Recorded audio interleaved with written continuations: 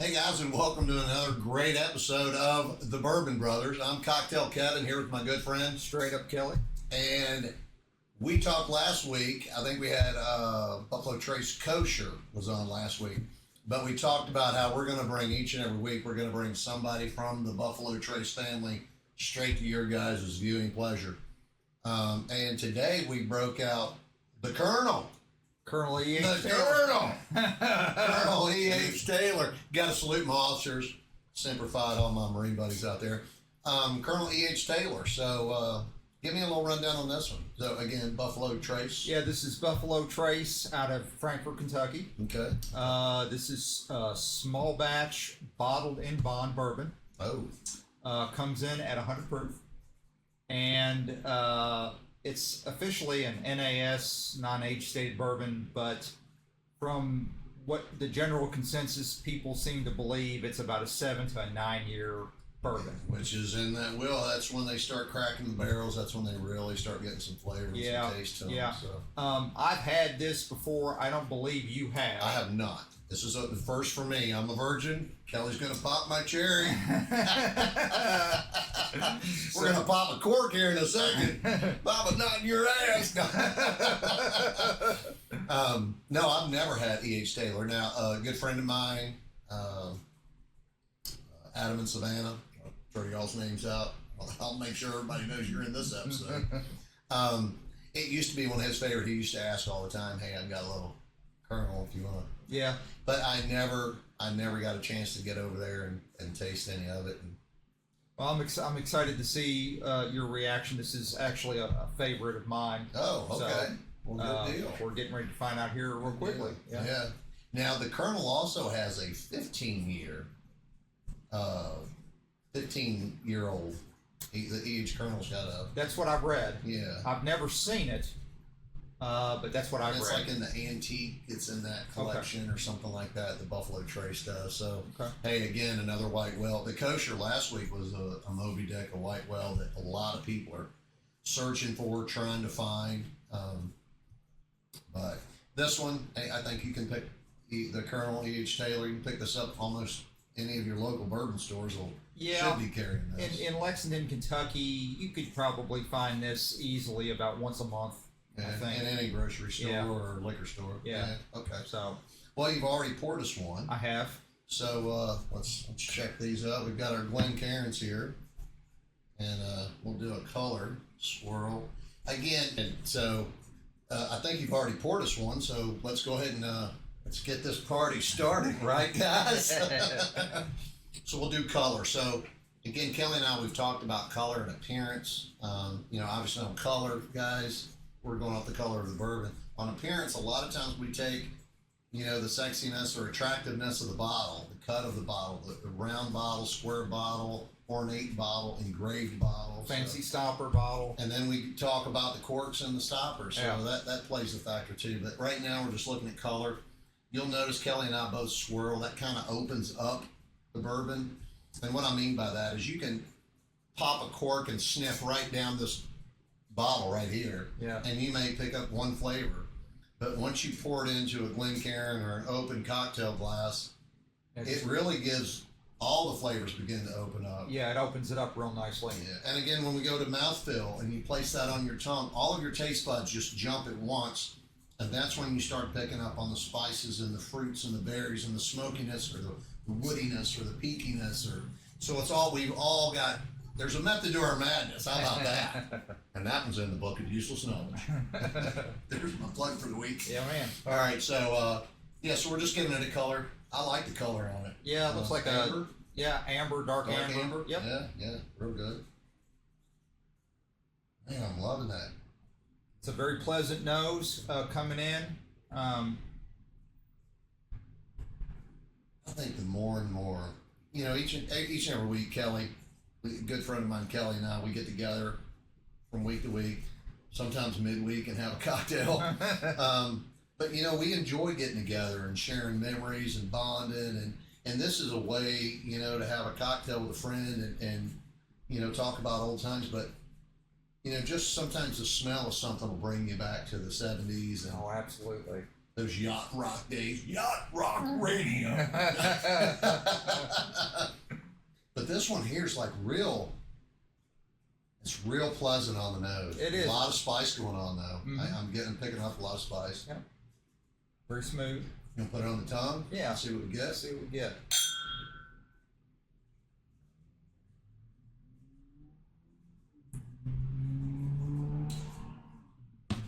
Wow. So I know that this is one of my favorites, so I'm curious to see what. The mouth is phenomenal, and I can't wait to break this down in the book. Kelly and I will cut shortly, and we'll go to the book and we'll give our thoughts and ideas and come back to you guys. But I tell you what, Kelly, that is pleasant on the mouth. It is pleasant on the mouth. It opens up the taste buds. It's not burning your cheeks. It's not doing any of that. I let mine rest for a second before I swallow, and I do that for one of two reasons. Two, when I get the final swallow and the kickback, I can tell you what the afterburn is, or what the back, what Kelly and I call the front end or the back end. The front end is what it tastes like on the mouth and tongue. The back end is what it feels like going down your throat, or the next day coming out in the toilet. Boom, boom, shh. Rock gut bourbon, baby. Stay away from that stuff. Now, this is classy bourbon. Buffalo Trace. I visited them last week. I think I talked to you while I was out there. You did. And great facility. I was out there. I met some of the staff. Great bunch of people out there. But so far, they are knocking this out of the park. Last week with the kosher, this week with the Colonel.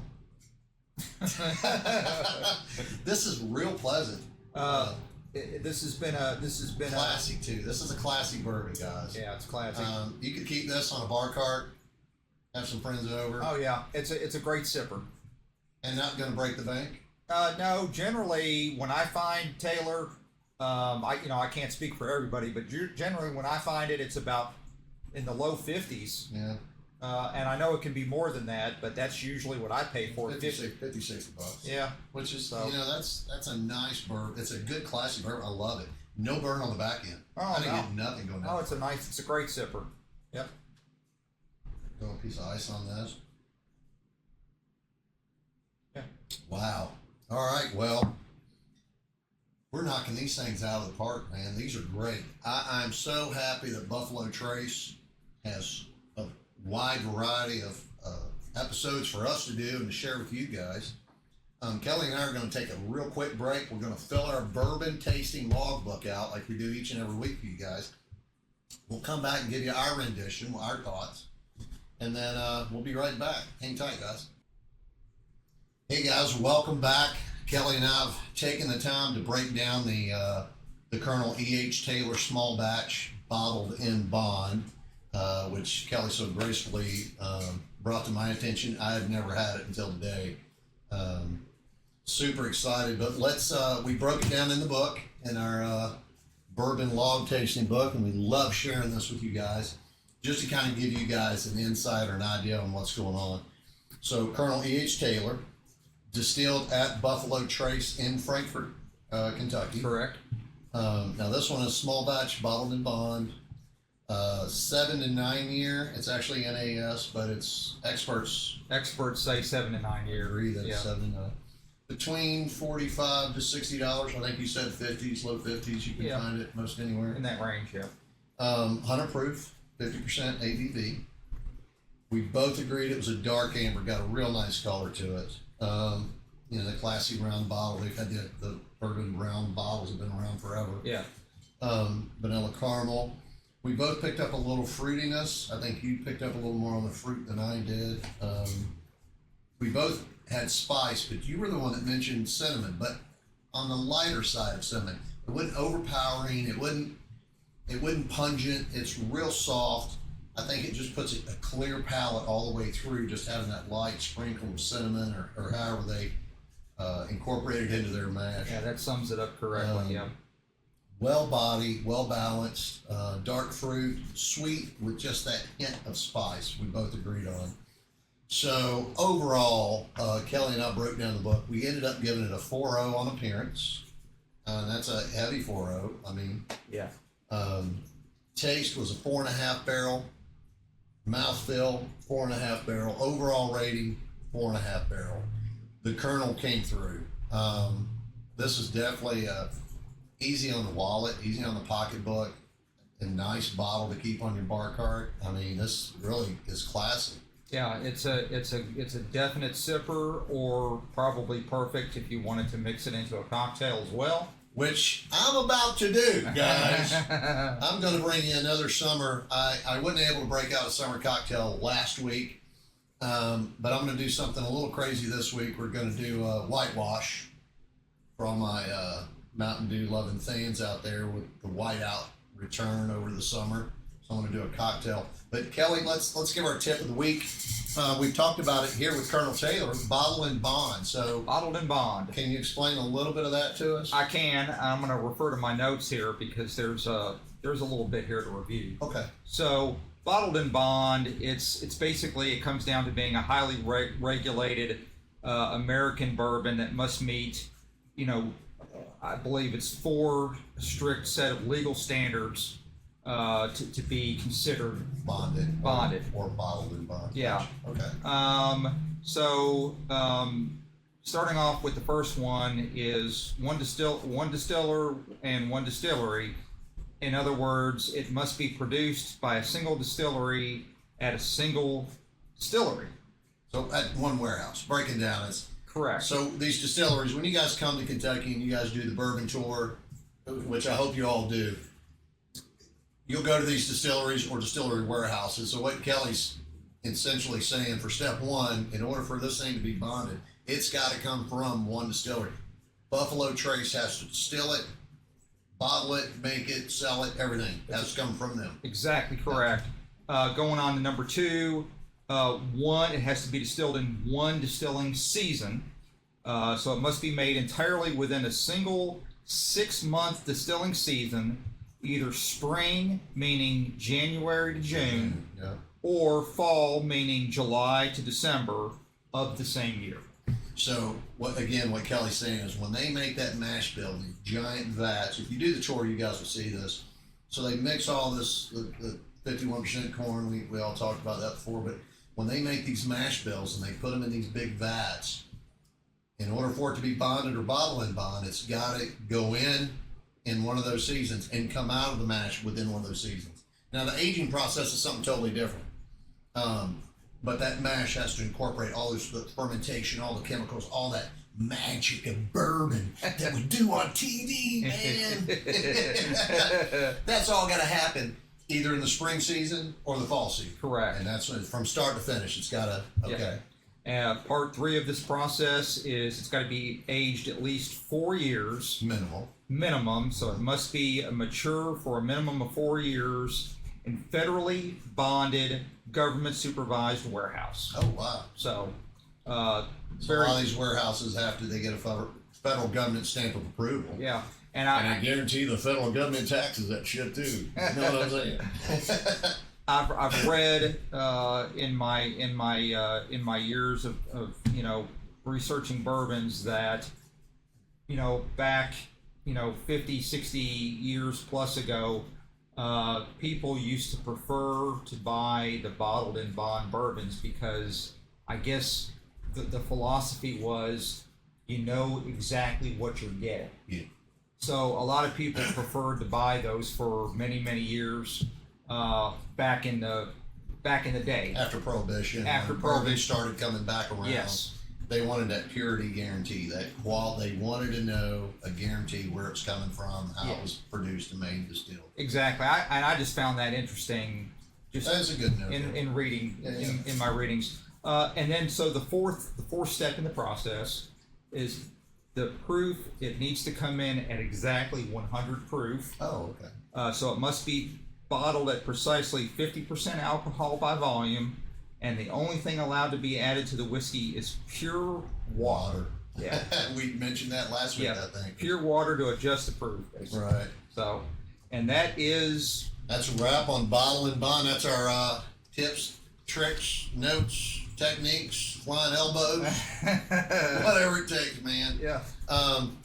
Kelly's going to pour us. Well, no. Tell you what. Before we pour anything, let's put our Glencairns aside. I'm going to make us a cocktail glasses with our fancy sphere balls. If you don't mind, Kelly. Yeah. We're going to get over here to the side.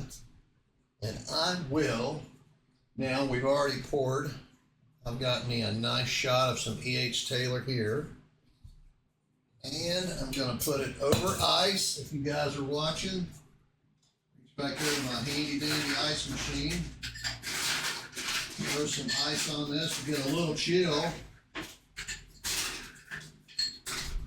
And then Mountain Dew Summer Blend came out with Whiteout. This was on the market several years ago. I want to say almost 20 years ago. Mountain Dew came up with this. It didn't make the cut. It was a 3. They did a red, white, and blue, and I think the blue one was Voltage. It won out that year, and so that became the popular one. This one kind of fell to the wayside. So they brought it out this summer again for the red, white, and blue summer, the big 250 this year. I love Whiteout. So what I did, I created. Now I'm just going to use a half a can here, and I went with not 3 ounces. We went with 3.5 ounces of bourbon, and then I'm just going to give this a stir. It doesn't have any citrus or fruits or anything in it, so there's no real need to shake it. And then I should have had this in my. There we go. And now I'm going to pour Kelly and I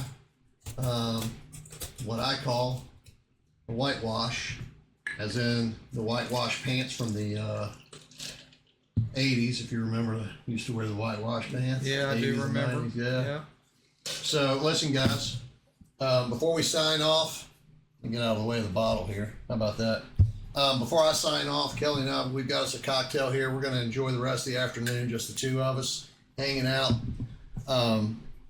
talking about old times, good times, new times to come. You guys hit the like button and subscribe to the Bourbon Brothers. Watch us on YouTube. Listen to us on Spotify. Always drink responsibly and never drink and drive, guys.